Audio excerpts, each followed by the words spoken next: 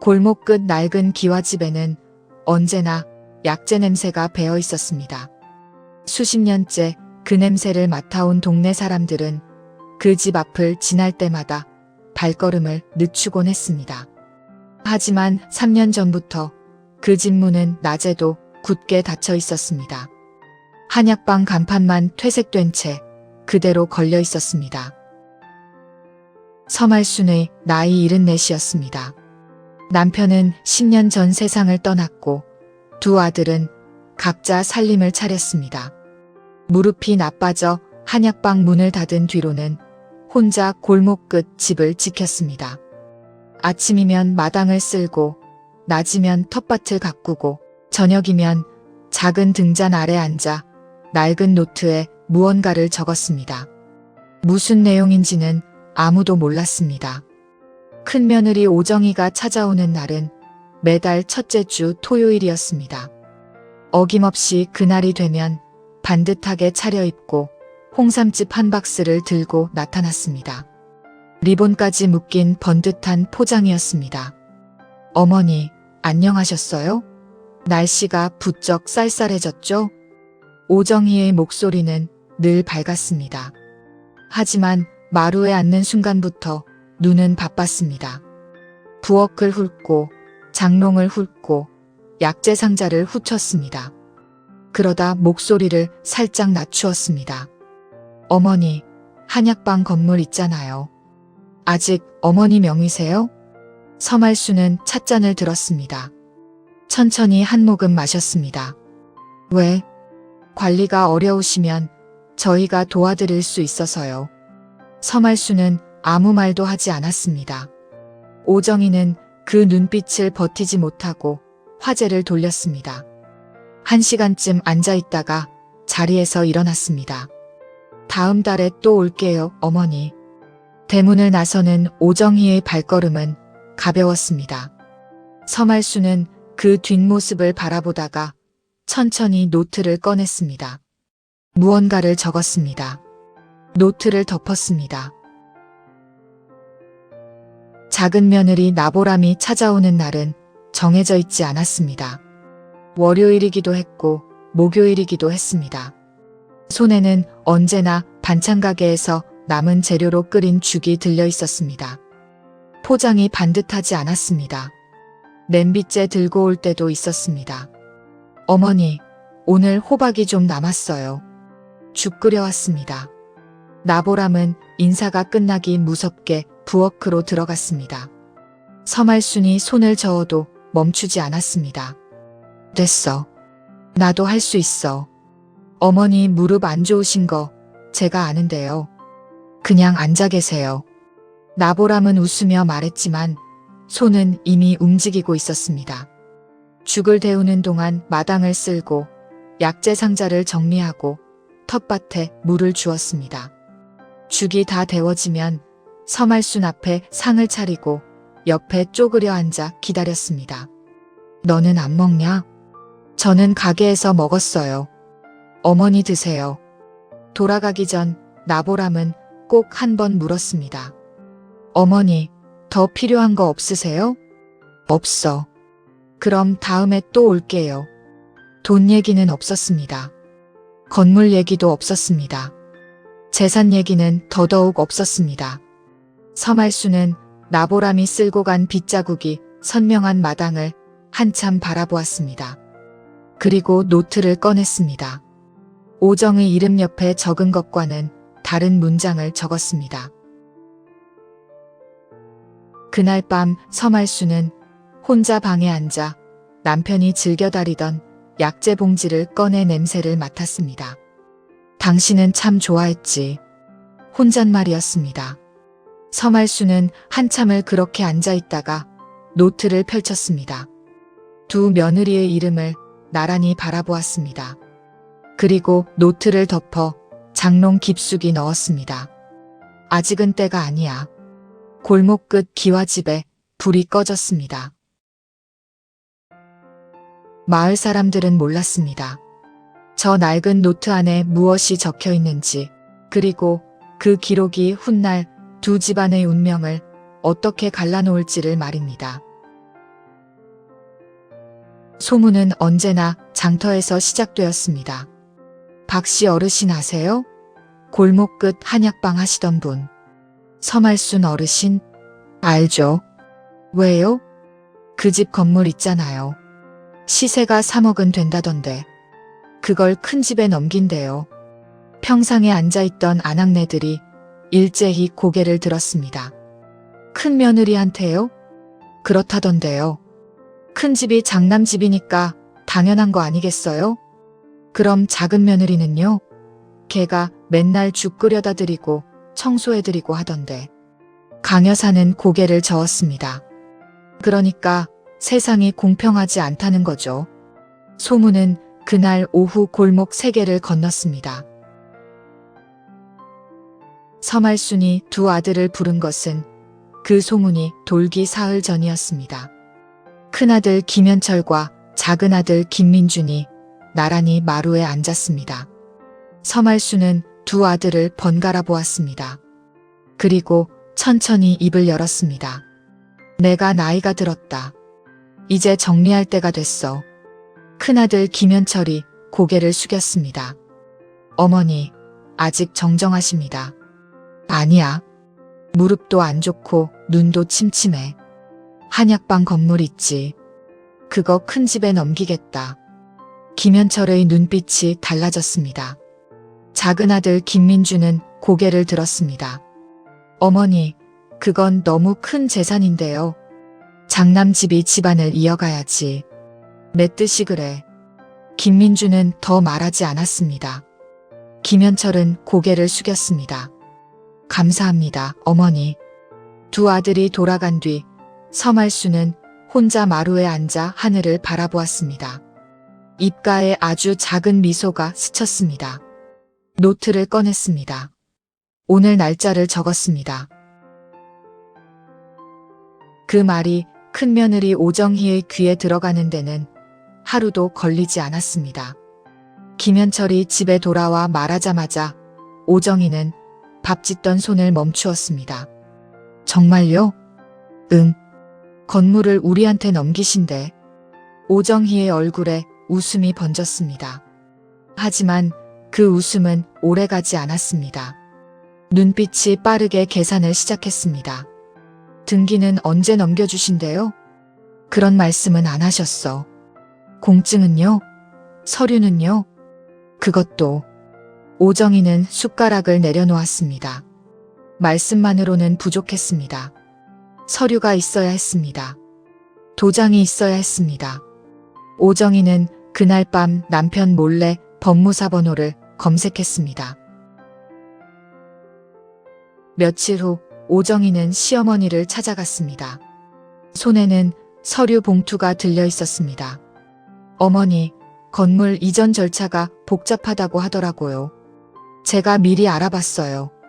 서말순은 봉투를 보았습니다. 받지 않았습니다. 급할 거 없어. 그래도 미리 해두시는 게 편하잖아요. 내가 알아서 해. 오정희는 봉투를 테이블 위에 올려놓았습니다. 그냥 한번 보세요, 어머니. 도장만 찍으시면 돼요. 서말순은 봉투를 건드리지 않았습니다. 창밖을 바라보았습니다. 오정희는 한참을 기다리다가 결국 봉투를 다시 집어들고 돌아갔습니다. 소문은 열흘 후 다른 방향으로 흘렀습니다. 서말순 어르신 요즘 좀 이상하시다던데. 이상하다니요? 아들 이름을 헷갈리신다나요? 어제는 큰아들한테 작은아들 이름을 부르셨다던데. 어머, 치매가 오시는 건 아닐까요? 우물가에서 시작된 그 말은 사흘 만에 골목 전체를 돌았습니다.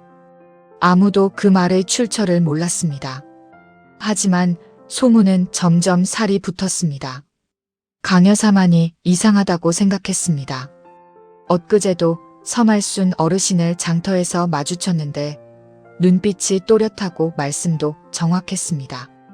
하지만 강 여사는 그 말을 어디다 꺼내야 할지 몰랐습니다. 나보람은 그 소문을 반찬가게 단골 손님에게 들었습니다. 손에 들고 있던 야채를 내려놓았습니다. 어머니가 치매요? 그렇다던데요. 큰댁에서 그러더라고요. 나보람은 그날 오후 죽을 끓여 시어머니 집으로 갔습니다. 서말수는 마당에서 텃밭을 가꾸고 있었습니다. 눈빛이 또렷했습니다. 손놀림도 정확했습니다. 어머니, 요즘 어떠세요? 멀쩡해. 왜? 나보람은 잠시 망설였습니다. 아니에요. 그냥 보고 싶어서요. 나보람은 평소처럼 부엌을 정리하고 마당을 쓸었습니다. 건물 얘기는 꺼내지 않았습니다. 치매 소문 얘기도 꺼내지 않았습니다. 그저 죽 한 그릇을 상에 올려드리고 돌아갔습니다. 서말수는 나보람의 뒷모습을 바라보았습니다. 그리고 노트를 꺼냈습니다. 오늘도 무언가를 적었습니다. 며칠 후 강 여사가 나보람을 찾아왔습니다. 반찬가게 문을 닫을 시간이었습니다. 강 여사는 주변을 살피고 목소리를 낮추었습니다. 아가씨, 나만 알아요. 왜요, 여사님? 큰댁 며느리가 어르신 치매 진단서를 꾸미려 한다는 소문이 있어요. 나보람의 손이 멈추었습니다. 진단서를요? 건물 이전 서류에 도장을 받으려는데 어르신이 안 찍어주시니까. 치매 판정 받으시면 법적으로 대리인이 처리할 수 있다잖아요. 나보람은 한동안 말이 없었습니다. 강 여사는 나보람의 얼굴을 살폈습니다. 괜찮아요? 네. 나보람은 짧게 대답했습니다. 강 여사가 돌아간 뒤 나보람은 한참을 그 자리에 서 있었습니다. 손이 떨렸습니다. 눈물이 날 것 같았습니다. 하지만 다음 날 아침 나보람은 평소와 같은 시간에 죽을 끓였습니다.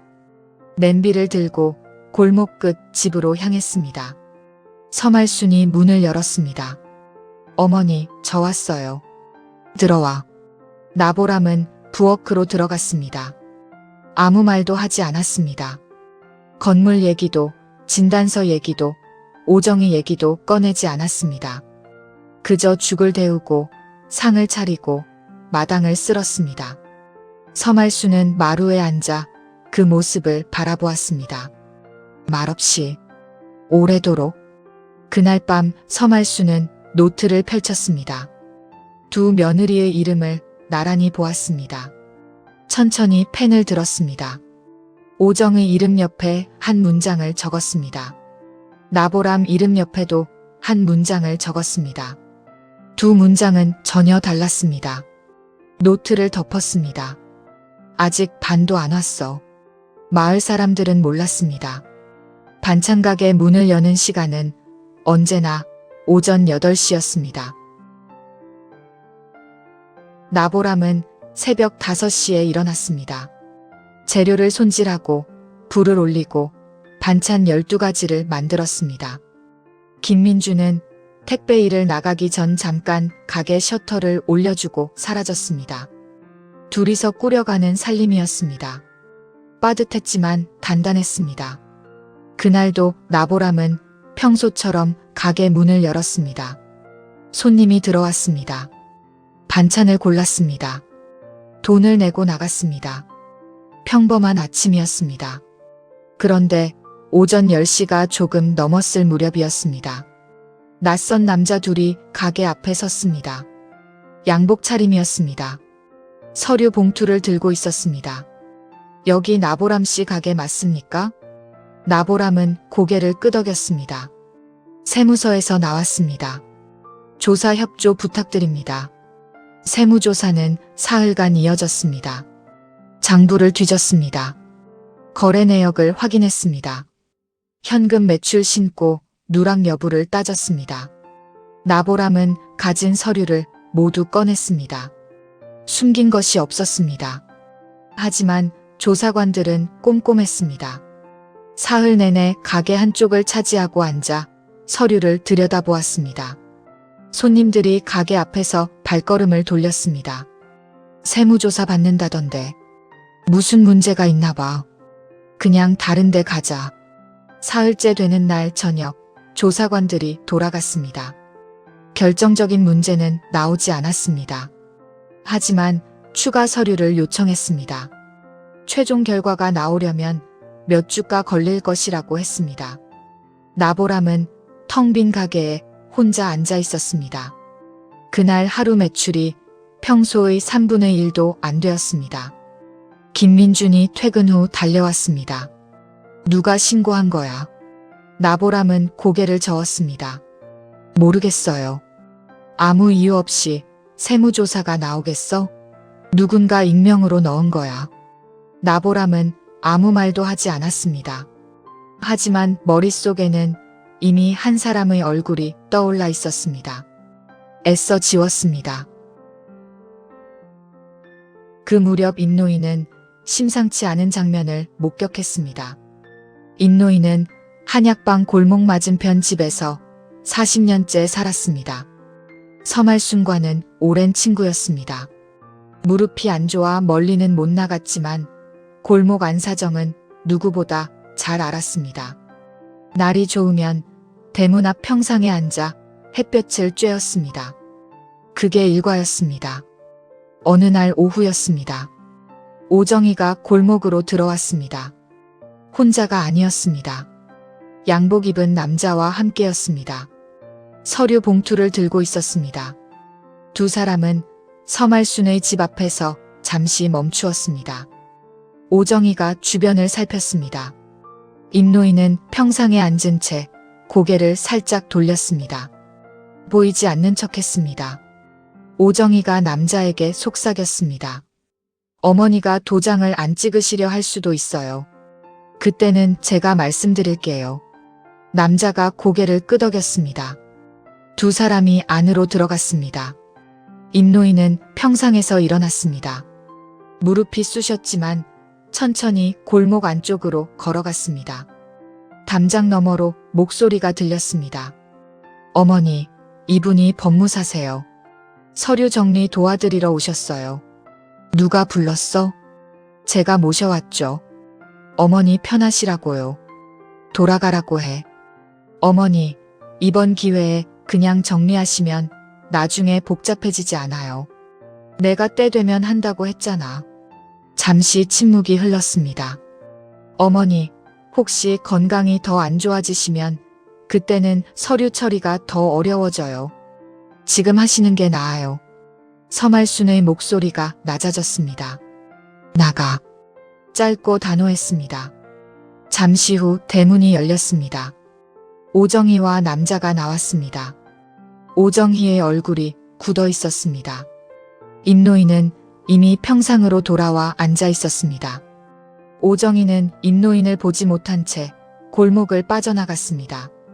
임노인은 한참을 그 자리에 앉아 있었습니다. 증거가 없었습니다. 들은 것뿐이었습니다. 하지만 심상치 않았습니다. 나보람의 가게에 두 번째 타격이 왔습니다. 단골 손님 하나가 찾아왔습니다. 오래된 손님이었습니다. 계절마다 반찬을 맡겨두던 분이었습니다. 아가씨, 미안한데요. 나보람이 고개를 들었습니다. 저 다른 데로 옮겨야 할 것 같아요. 왜요? 손님은 말을 고르는 듯 잠시 머뭇거렸습니다. 세무조사 받으셨잖아요. 주변에서 뭐라고 하도 말들이 많아서. 나보람은 고개를 끄덕였습니다. 알겠습니다. 손님이 나갔습니다. 나보람은 앞치마 끝을 잡았습니다. 다시 잡았습니다.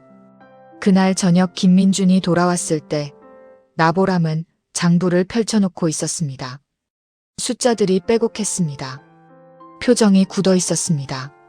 얼마나 돼? 이달 적자예요. 김민준은 장부를 들여다보았습니다.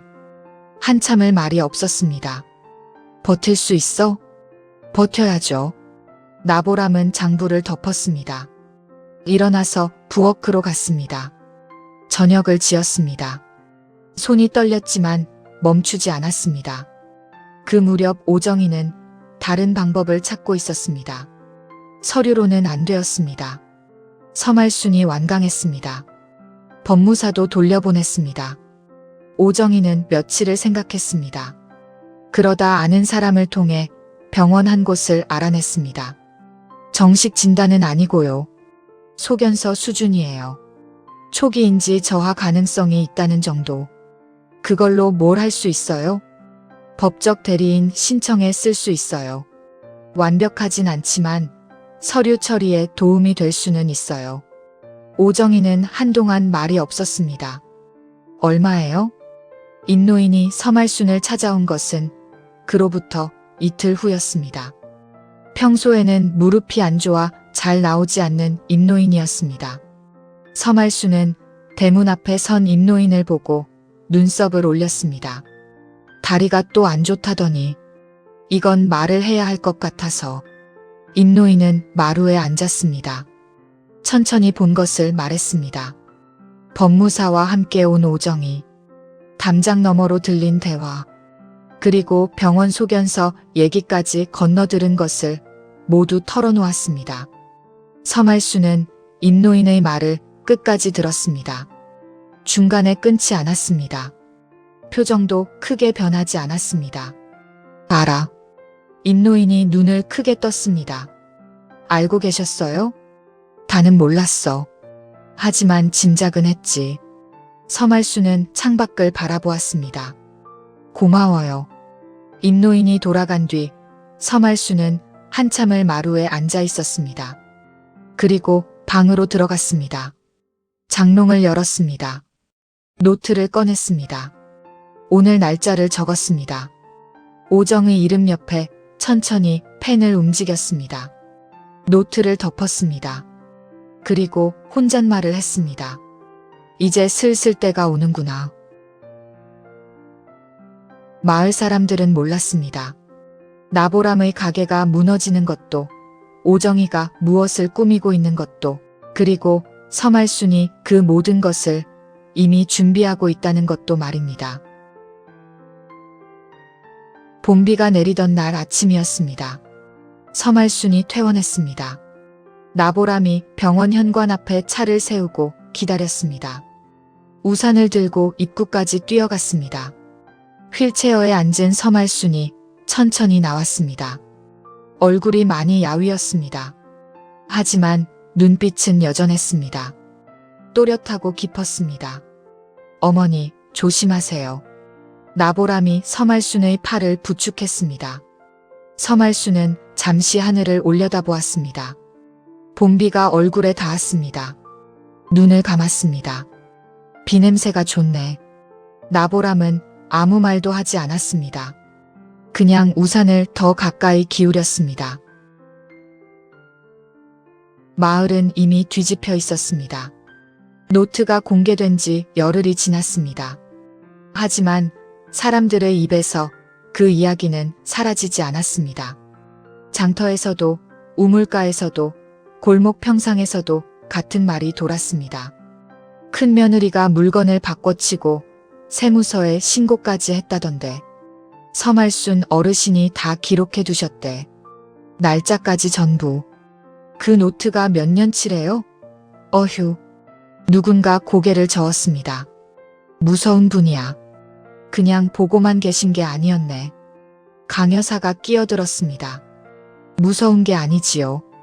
때가 될 때까지. 아무도 반박하지 않았습니다. 오정희는 경찰 조사가 끝난 뒤 마을에 나오지 않았습니다. 법적 처벌은 피하지 못했습니다. 위조 서류, 익명 신고, 불법 서류 열람. 하나하나가 기록으로 남았습니다. 서말순의 노트가 결정적인 증거가 되었습니다. 김현철은 아내 곁을 지켰습니다. 떠나지 않았습니다. 하지만 아무 말도 하지 못했습니다. 집안에서 밥을 먹고 잠을 자고 출근을 했습니다.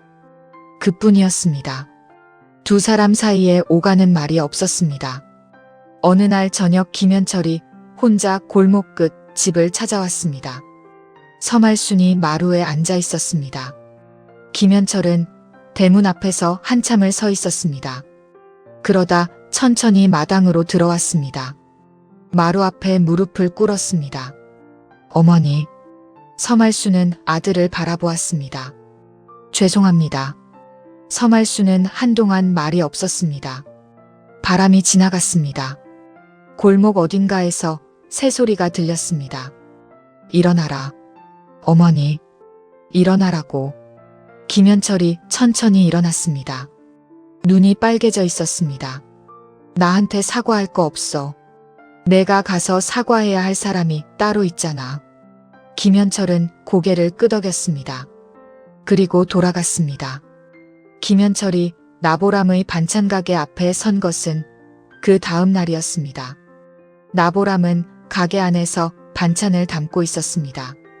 유리문 너머로 김현철이 서 있는 것을 보았습니다. 손을 멈추었습니다. 잠시 그대로 있다가 문을 열었습니다. 아주버님. 김현철은 고개를 숙였습니다.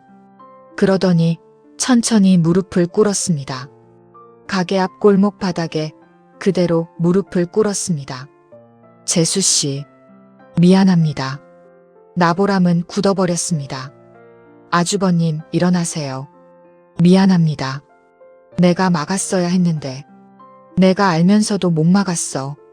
나보람의 눈에 눈물이 고였습니다. 손으로 입을 막았습니다. 한참을 그렇게 있었습니다. 아주버님, 제발 일어나세요. 김현철이 천천히 일어났습니다. 두 사람은 한동안 말없이 서 있었습니다. 나보람이 먼저 입을 열었습니다. 다 지난 일이에요. 김현철은 고개를 끄덕이지 못했습니다. 눈물을 닦았습니다. 그리고 돌아갔습니다. 나보람은 가게 안으로 들어와 오래도록 앉아 있었습니다. 서말순이 나보람을 부른 것은 퇴원하고 나흘째 되는 날이었습니다. 며느리야, 앉아봐. 나보람이 마루에 앉았습니다. 서말순은 방으로 들어가 무언가를 들고 나왔습니다. 낡은 노트였습니다. 경찰서에 제출했다가 돌려받은 것이었습니다. 서말순은 노트를 나보람 앞에 놓았습니다. 이거 내가 가져. 나보람이 눈을 크게 떴습니다. 어머니, 이건 내가 죽으면 태울 생각이었어. 근데 생각이 바뀌었어. 서말순은 나보람을 바라보았습니다. 내가 가지고 있어라. 살다가 힘들 때, 사람이 믿어지지 않을 때 펼쳐봐라. 나보람은 노트를 두 손으로 받았습니다. 표지를 쓰다듬었습니다. 헤어지고 달아 있었습니다. 이 안에 얼마나 많은 날들이 담겨 있는지 나보람은 알고 있었습니다. 눈물이 떨어졌습니다. 어머니, 울지 마. 좋은 날에 우는 거 아니야. 서말순이 짧게 말했습니다. 하지만 그 눈가가 붉어져 있었습니다. 한 달 후였습니다. 한약방 건물 1층에 반찬 가게 간판이 새로 걸렸습니다. 나보람의 가게였습니다. 기존 가게보다 3배는 넓었습니다. 냉장 진열장도 새 것이었습니다. 2층은 달랐습니다. 벽을 허물고 탁자를 들였습니다. 탁자 10개. 입구에 작은 안내판이 붙었습니다. 무료 밥상 매주 화, 목, 토 점심. 혼자 드시는 어르신 누구나 오세요. 마을 사람들이 몰려들었습니다. 이게 뭐야? 나보람 씨가 차렸대요.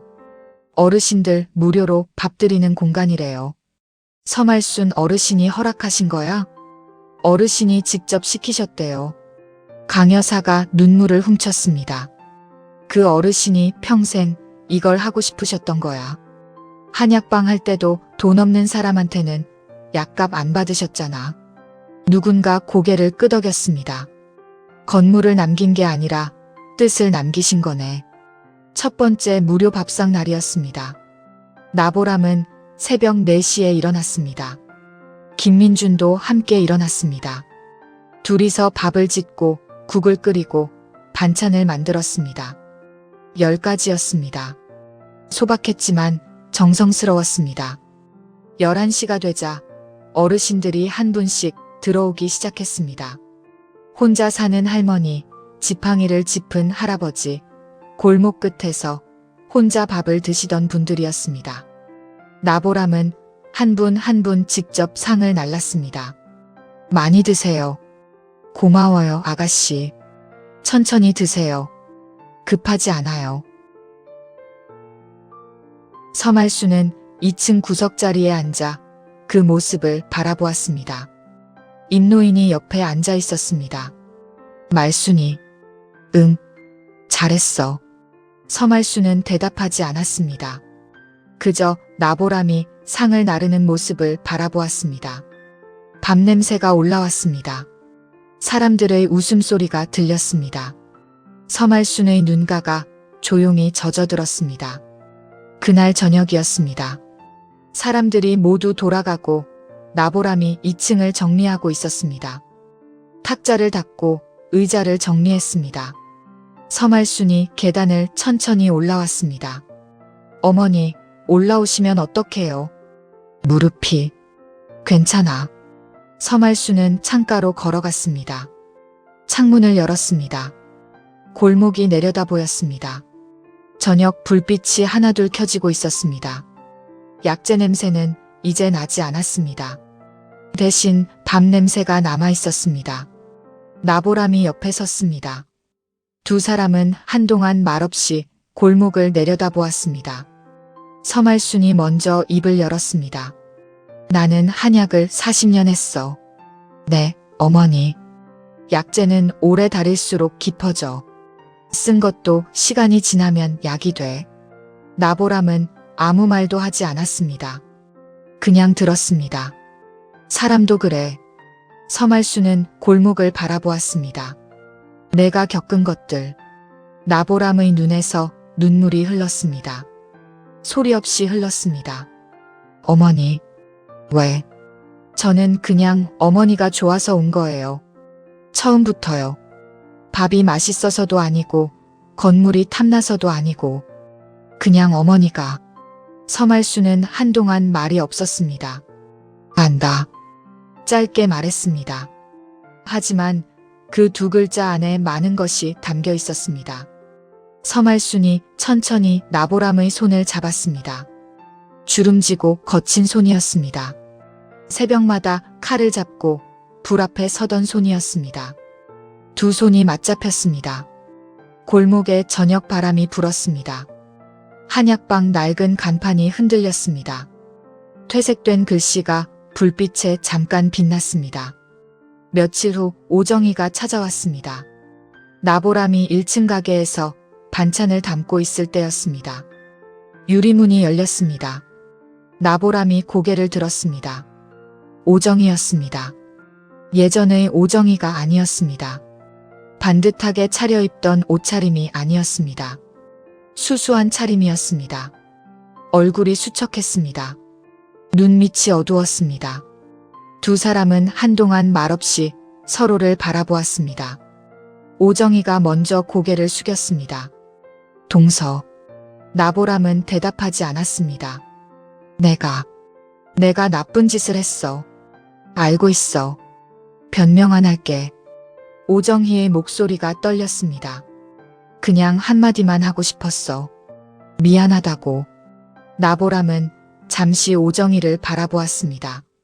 그 얼굴을, 그 눈을 진심인지 아닌지 읽으려 했습니다. 한참이 지났습니다. 나보람이 천천히 입을 열었습니다. 형님. 오정희가 고개를 들었습니다. 2층에 올라가 보셨어요? 오정희는 고개를 저었습니다. 올라가 보세요. 나보람은 다시 반찬을 담기 시작했습니다. 오정희는 잠시 그 자리에 서 있다가 계단으로 향했습니다. 2층에 올라갔습니다. 탁자와 의자가 있었습니다. 창문으로 골목이 내려다 보였습니다. 벽에 작은 액자가 하나 걸려 있었습니다. 거기엔 서말순의 글씨로 이렇게 적혀 있었습니다. 내가 남긴 건 건물이 아닙니다. 이 골목을 지켜줄 사람입니다. 오정희는 그 앞에 한참을 서 있었습니다. 그리고 주저앉아 울었습니다. 소리내어 울었습니다. 오래도록 울었습니다. 아무도 올라오지 않았습니다.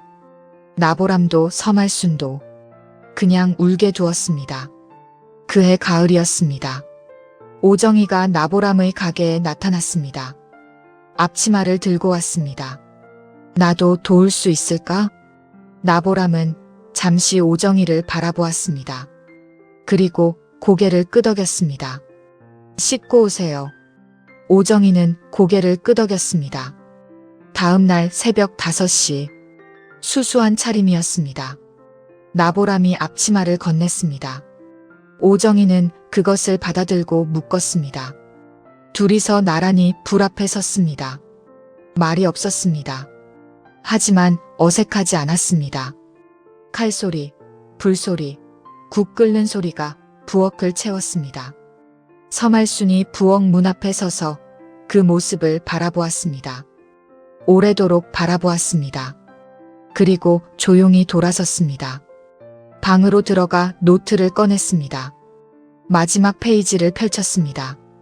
펜을 들었습니다. 그리고 천천히 적었습니다. 끝. 노트를 덮었습니다. 창밖으로 새벽빛이 골목을 물들이기 시작했습니다.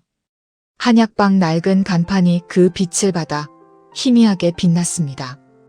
부엌에서 밥 냄새가 올라왔습니다. 두 며느리의 목소리가 낮게 들렸습니다. 서말수는 눈을 감았습니다. 평생 다려온 약재 냄새 대신 밥 냄새가 집안을 가득 채우고 있었습니다. 그 냄새가 어쩐지 더 좋았습니다. 마을 사람들은 오래도록 기억했습니다.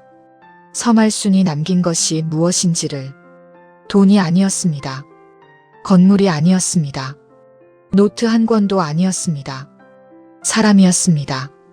골목을 지키는 사람, 밥을 나누는 사람, 쓴 것을 약으로 만들 줄 아는 사람. 서말순 어르신이 평생 다려온 건 한약이 아니었습니다. 긴 처방이었습니다. 밥 한 그릇을 들고 오던 그 손이 결국 골목 전체를 따뜻하게 만들었습니다. 여러분 곁의 나보람은 누구인가요? 아무 말 없이 곁에 있어준 그 사람 이야기를 댓글로 남겨주세요. 좋아요 한 번, 댓글 한 줄이 다음 이야기의 힘이 됩니다. 고맙습니다.